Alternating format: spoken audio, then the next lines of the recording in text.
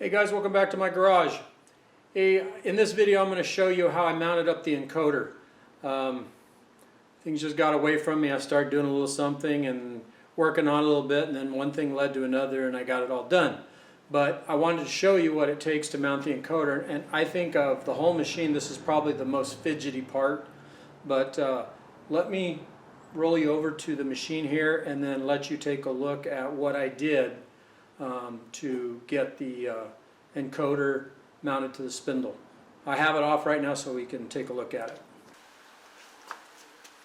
Okay, I took the 60-tooth pulley without the flange and I went ahead and bored it out to fit the spindle.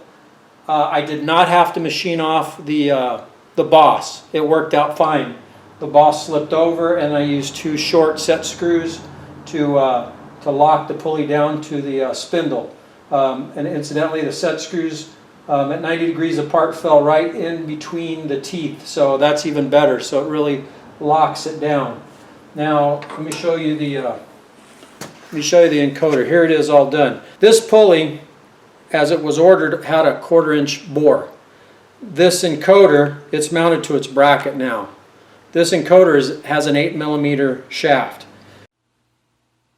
So this is the pulley for the encoder on the Emco PC5. I order them for 1/4 inch. That's what the company is, SPDI or whatever the heck it is. I get the name confused. It comes 1/4 inch and has to be reamed out to 8mm. So this bit is about 10 thousandths less than an 8mm reamer. So I'm just going to drill it out and ream it, and that should fit the encoder. So this, keep in mind, this is something that's got to be done.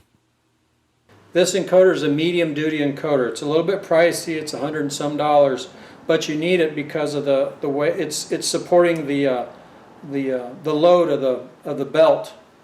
So you'll need at least a medium duty encoder. This is the bracket that I purchased.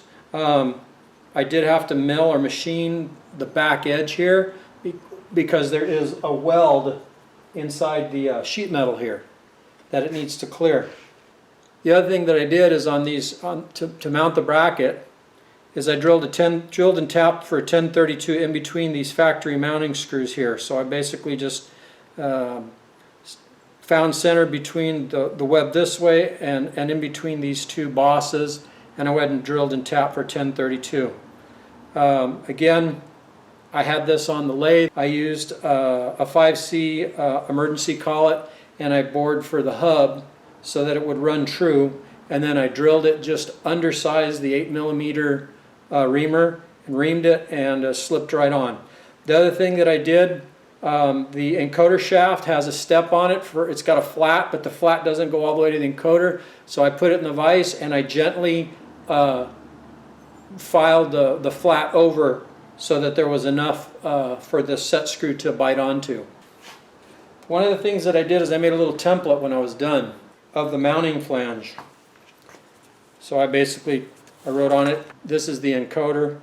So this basically goes like this. So the holes are transferred to this little piece of cardboard, and there you can see the piece of cardboard. And I used that as an aid. I took this piece of cardboard and then I slipped it in to the machine. I'd already kind of fit the encoder to mount in there, and I ran the belt, and the top edge of the bracket fits right where this sheet metal starts to bend, right in here. And then I used that. I basically took the cardboard from the inside, marked it, and then I brought it to the outside, and I took the edge of the cardboard just above the break in the sheet metal here. Okay, so I took the cardboard and I basically, when I had it inside here, this edge matched up with this edge like so, and then I had marked it. This is the encoder line. and then I stuck it inside the housing here. And there's a little weld down in the bottom. That's why you have to grind the back of the flange. And then I made a line here, and then I basically came around to the front, and I lined up the line with the edge of the sheet metal right here, straightened it out, and I brought this edge up just above the bend, okay? And then I marked with the Sharpie 2 marks there, the 2 mounting holes, through holes, and then I center punched it, both of them, and I started with a very tiny bit, and I used a right angle drill to get in here because of the lip of the table here. The lip of the cabinet is going to get in the way of this bottom one. And I drilled it, I drilled them both, and then I drilled them out till they were, it was a very sloppy fit for these 1032s. And then I took a Dremel tool with a burr, and then I slotted the holes up and down. Now, the holes got to be big, and they have to be slotted because that's the adjustment for the pulley, to line up the pulley and to tighten the belt. You need the ability to go up and down just a little bit and left and right, like so, to get that pulley, to get that belt to track right. Now, the pulley on the spindle has no flanges, but the pulley on the encoder does have a flange. And you always, when you're doing this arrangement with a timing belt, one has no flange, one has a flange, and the belt is guided by this flange. So now at this point, I'll go ahead and bolt it in here.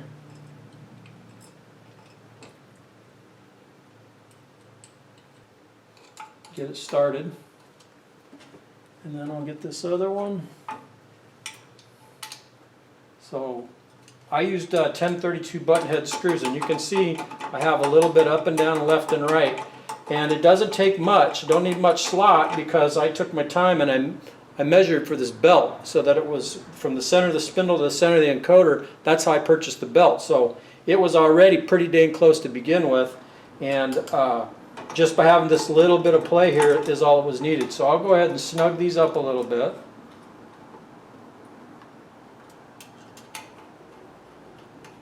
I'll leave it loose so that it'll walk around a little bit.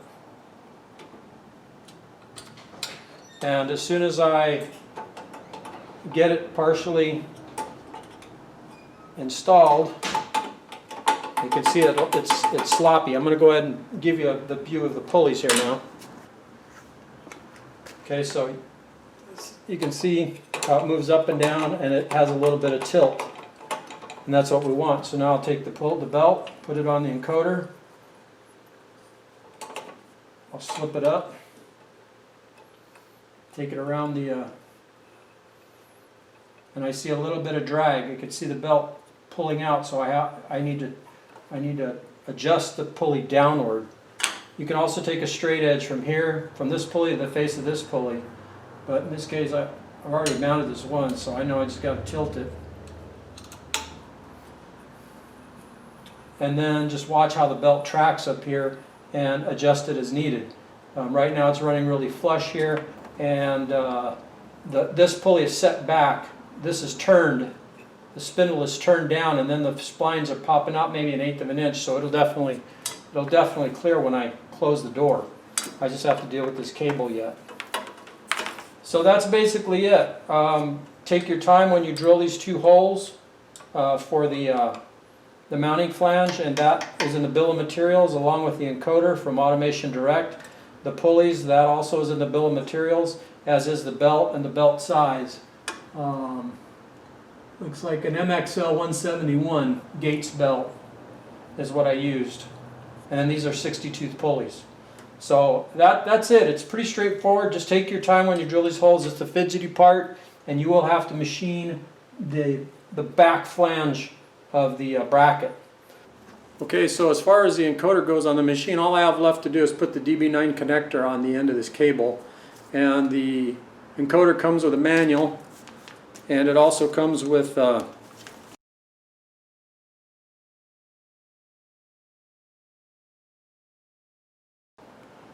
color chart for this machine. This is a TRD N, and this is the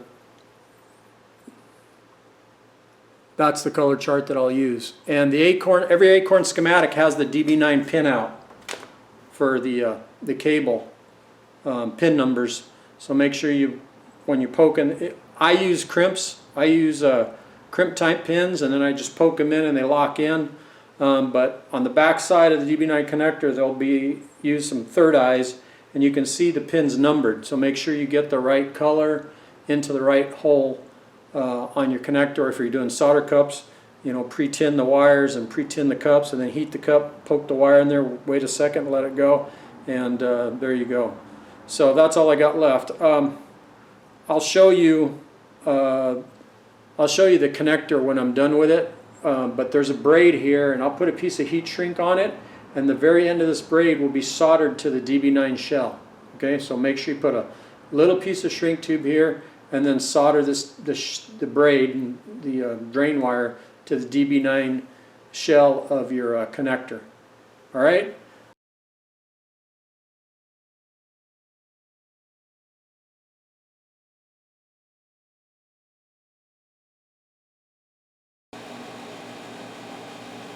Okay, here's a look at the completed connector on the encoder cable. Hopefully you can see that pretty well. And there you can see the braided shield grounded to the DB9 shell. So next let's go, I've got a bench test Acorn that we'll test this on and make sure that it works. So let's go over there and take a look. Okay, the Acorn board is powered off, so let's go ahead and install the encoder. This is my bench test rig. If you're already done with the bench test of your Acorn, you could certainly plug it on. Okay, we've got it tightened up. I'll power up the Acorn. Okay, let's go ahead and start up CNC 12.